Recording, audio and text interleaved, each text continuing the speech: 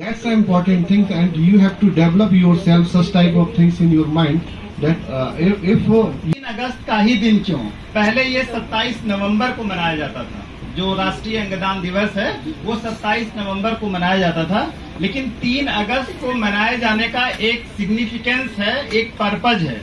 कोई जानता है? इस दिन सबसे पहला ट्रांसप्लांट, ऑर्गन ट्रांसप्लांट इंडिया में हुआ था।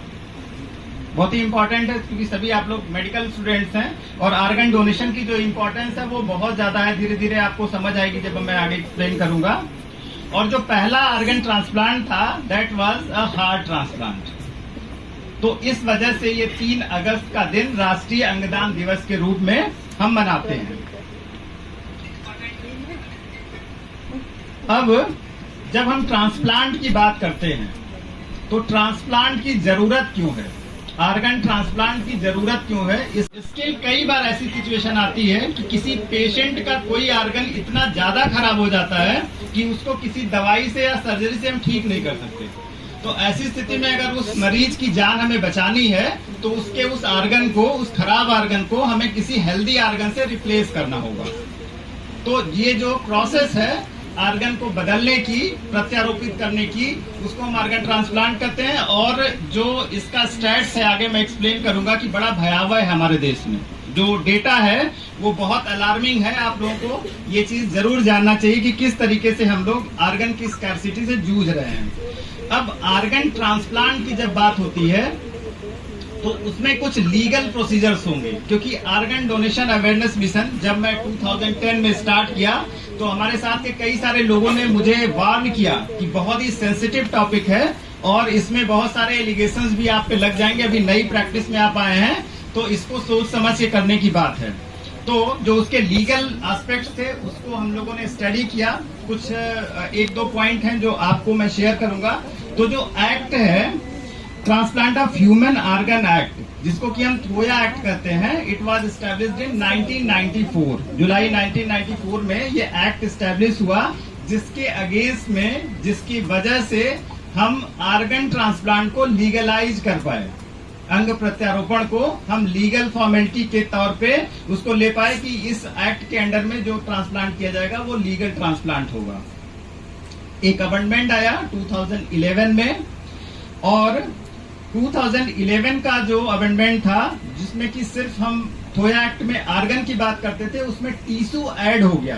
तो हम लोगों का जो ऑर्गन ट्रांसप्लांट एक्ट था वो बन गया transplant of human organ and tissue act, Thotta act 1994, जिसके थ्रू हम लोग आज तक ट्रांसप्लांट करते हैं। ठीक है। स्पर्श की बात करें, ऑर्गन डोनेशन अवेयरनेस के प्रॉपर प्रेजेंटेशन के पहले अगर हम स्पर्श वेलफेयर सोसाइटी की बात करें, ये वो प्लेटफॉर्म है जिसके थ्रू हम इस मिशन को कर रहे हैं। जैसा अभी सर ने बताया था कि there are 2 main programs of Sparsh welfare society. One is organ donation awareness mission and second one is cervical cancer awareness. Cervical cancer awareness भी बहुत ज्यादा अलार्मिंग एक इस तरह का प्रोग्राम है जिसको कि आप लोगों को जानने की जरूरत है। कभी फर्दर हम उसके बारे में चर्चा करेंगे। और एक तीसरा हमारा साइकोलॉजिकल इंटरवेंशन प्रोग्राम है यूथ के लिए, मे आई टेक योर प्रॉब्लम्स, जो स्टूडेंट्स की जितनी प्रॉब्लम्स हैं उनको टारगेट करता है। उस पर भी हम कभी बाद में चर्चा करेंगे। तो 2010 में जब हम लोगों ने इस प्रोग्राम को स्टार्ट किया तो there was a single objective to aware people regarding organ donation. बहुत सारे लोगों को, इवन जब मैं अभी प्रेजेंटेशन वाइंड अप करूंगा तो आप लोगों को भी निश्चित तौर पे कुछ ऐसे पॉइंट्स मिलेंगे जो मेडिकल फील्ड में होते हुए भी आप शायद अवेयर नहीं रहे होंगे अभी। तो सबसे पहला जो हमारा ऑब्जेक्टिव था वो था to make people aware regarding organ donation, अंगदान के लिए लोगों को जागरूक करना। लेकिन हमने बहुत सारे प्रेजेंटेशन इस तरीके से परफॉर्म किए, उसमें लोग प्लेज के लिए मोटिवेट होकर के आगे आ जाते थे। अब प्लेज और एक्चुअल डोनेशन में भी मैं अभी डिफरेंस बताऊंगा। प्लेज लोगों ने कर लिया, ऑर्गन डोनेशन के लिए फॉर्म भर दिया, बट एक्चुअल ऑर्गन डोनेशन की जब बात आई तो वो डोनेशन नहीं हो पाया। तो हम लोगों ने 2013 में एक फर्दर ऑब्जेक्टिव क्रिएट किया कि to convert pledges into actual organ donation. तो एक ऑब्जेक्टिव हमारा पहला जो to make people aware regarding organ donation था। एक सेकेंड ऑब्जेक्टिव हम लोगों ने ऐड किया, to convert pledges into actual organ donation. इसके बाद लेटर ऑन हम लोगों ने देखा कि कई सारे इस तरह के लोग हैं जिनके ऑर्गन खराब हैं और लाइव डोनेशन के अंडर में उनके घर का कोई पर्सन अंग देने के लिए तैयार है, परिजन कोई अंग देने के लिए तैयार है, लेकिन उनके पास पैसे नहीं है, क्योंकि बहुत हैवी अमाउंट खर्च होता है ऑर्गन ट्रांसप्लांट में। लीवर की बात करें तो कॉर्पोरेट हॉस्पिटल 25-26 लाख चार्ज करते हैं। अगर हम बात करें किडनी की तो अराउंड 15-16 लाख रुपीस चार्ज करते हैं हॉस्पिटल। तो ऐसी स्थिति में उसके पास अंग देने वाला है, लेकिन पैसे न होने की वजह से वो एक एक मिनट अपने डेथ को अप्रोच कर रहा है। तो हम लोगों ने 2023 में एक थर्ड ऑब्जेक्टिव ऐड किया, फ्री ट्रांसप्लांट का, फ्री ऑर्गन ट्रांसप्लांट विजन 2033, जिसमें कि एक विजन हम लोगों ने लिया कि अगले 10 सालों में 1 लाख फ्री ट्रांसप्लांट हम लोग कराएंगे। और फॉर्चुनेटली हमारे साथ ट्रांसप्लांट सर्जन्स की एक ऐसी टीम जुड़ी हुई है इंटरनेशनल लेवल की, जो totally free of cost transplant करने के लिए रेडी है। तो जो 25 लाख का स्टैट है उसमें अराउंड 18 लाख एक्सपर्टीज के होते हैं और 7 लाख रुपए वो इंफ्रास्ट्रक्चर और नर्सिंग का होता है। तो वो 5 लाख रुपए हम लोग सीएम या पीएम फंड से अरेंज करवाते हैं और रिमेनिंग जो 2-2.5-3 लाख रुपए है वो एनजीओ कंट्रीब्यूट करके उस पेशेंट को डोनेट करती है। 2023 से अब तक हम लोग 3 ऐसे ट्रांसप्लांट करा चुके हैं, जिसमें कि जो पेशेंट था उसको 1 रुपया भी नहीं देना। तो देयर आर 3 ऑब्जेक्टिव्स जो हम इस ऑर्गन डोनेशन अवेयरनेस मिशन में लेकर के चल रहे हैं, इस स्पर्श वेलफेयर सोसाइटी के बैनर तले। अब जो एक्चुअल प्रेजेंटेशन है उसके पहले बॉडी डोनेशन और ऑर्गन डोनेशन के बीच का डिफरेंस मैं बताना चाहता हूँ। किसी को आइडिया है? कोई बताएगा? मैम आप बताएंगे? What is difference between body donation and organ donation?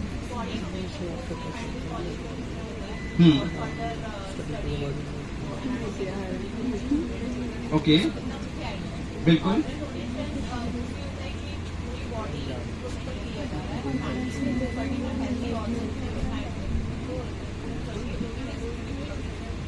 बिल्कुल सही बात है। ऑर्गन डोनेशन, जैसा मैम ने बताया, ऑर्गन डोनेशन की जब भी हम बात करते हैं तो हम स्पेसिफिक ऑर्गन या उसके सारे वाइटल ऑर्गन्स की बात करते हैं जो लाइव कंडीशन में है, जिसको कि हम किसी मरीज को ट्रांसप्लांट करेंगे जिसके वो ऑर्गन खराब हो गए हैं। जब हम बॉडी डोनेशन की बात करते हैं तो हम उस बॉडी को, जो डोनेटेड बॉडी है, उसको यूजी स्टूडेंट एनाटॉमी पढ़ने के लिए जो कैडवर की बात हम होती है करते हैं, तो वो एज कैडवर हम उसको यूज करते हैं। तो कई बार कम्युनिटी में आपको ये सुनने को मिलेगा, कुछ लोग बताएंगे कि जब हमारी डेथ हो जाएगी तो मेरे सारे ऑर्गन डॉक्टर साहब आप निकाल लीजिएगा, ठीक है। तो आपको उनको बताना है कि नहीं, डेथ होने पे वो आगे की सिचुएशन में मैं एक्सप्लेन करूंगा नेचुरल डेथ में क्या हम ले सकते हैं क्या नहीं, बट ये कम्युनिटी में एक मिथ होता है जिसको कि आपके सामने भी, अगर आप ऑर्गन डोनेशन अवेयरनेस पे किसी से बात करेंगे तो ये बात आपके सामने भी आएगी। दूसरी बात जो मैंने अभी सेकेंड ऑब्जेक्टिव की बात करी, प्लेज और एक्चुअल डोनेशन। जब हम ऑर्गन डोनेशन की बात करते हैं हम एक फॉर्म 7 भरते हैं।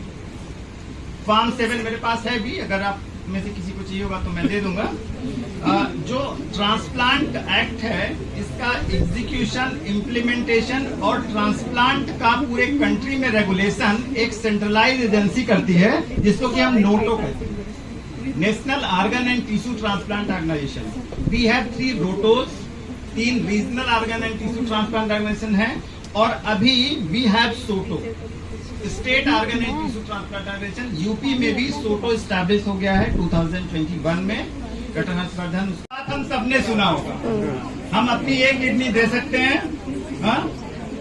2 किडनी है, एक किडनी फिर पूरे शरीर का जो फिल्ट्रेशन वर्क है वो संभालेगी। लिवर का एक पार्ट हम दे सकते हैं, 2 लोब है लिवर का, 1 लोब दे सकते हैं। लिवर में रीजनरेशन पावर बहुत ज्यादा होती है, आप लोगों ने पढ़ा होगा, तो हम लिवर का 1 लोब दे सकते हैं। बोन मैरो दे सकते हैं, जैसा बॉस ने बताया। क्रिस मूवी आप लोगों ने देखा होगा, क्रिस 3, जिसमें कि बोन मैरो डोनेशन की बात थी। ब्लड आप में से मैक्सिमम लोगों ने डोनेट किया होगा, ब्लड हम दे सकते हैं। स्किन भी दे सकते हैं, कई बार स्किन ग्राफ्ट की बात होती है तो स्किन भी स्किन का भी एक ग्राफ्ट हम डोनेट कर सकते हैं।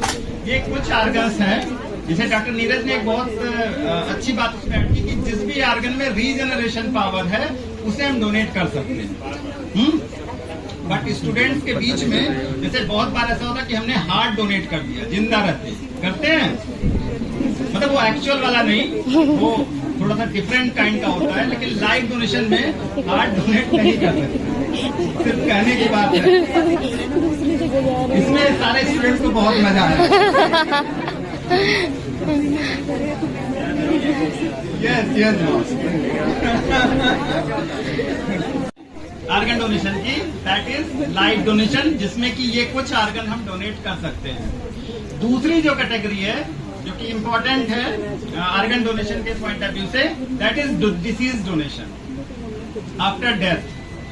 डिसीज डोनेशन में फर्दर दो कैटेगरी, जो पहली कैटेगरी है डिसीज डोनेशन में, that is cardiac death, natural death जिसको हम कहते हैं। हमारे शास्त्रों में भी ऐसा विदित है कि सांस का रुक जाना ही मृत्यु है। जो प्राकृतिक मृत्यु की बात करते हैं तो उसका मतलब कि हमारी सांस रुक गई।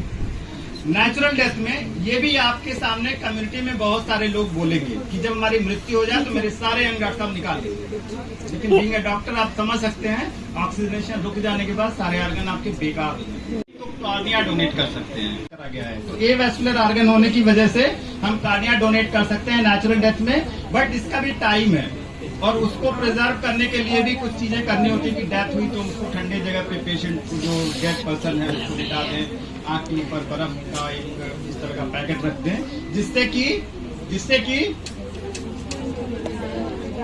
क्या कहते हैं ड्राइनेस ऑफ कार्निया को, कहीं इधर से कुछ कोई बोला है, क्या कहते हैं, कॉन्फिडेंट होकर के बोलिए ना, कोई रैगिंग थोड़ी ना होगी, क्या कहते हैं, स्क्लेरोसिस। तो जीरोसिस ना सेटल हो, इस वजह से हमें उसे क्या करना है, ऐसी ठंडी जगह पे रखना है। ब्रेन डेथ क्या है? ब्रेन डेथ क्या है? दो आंखें। अब आई बॉल की हम बात करते हैं। अभी हमने कार्निया की बात करी थी, अब हम ब्रेन डेथ केस में पूरी आई बॉल की बात करते हैं। ये हमारी दो आई बॉल। यदि आप लोगों को पूछना हो तो आप पूछ सकते हैं।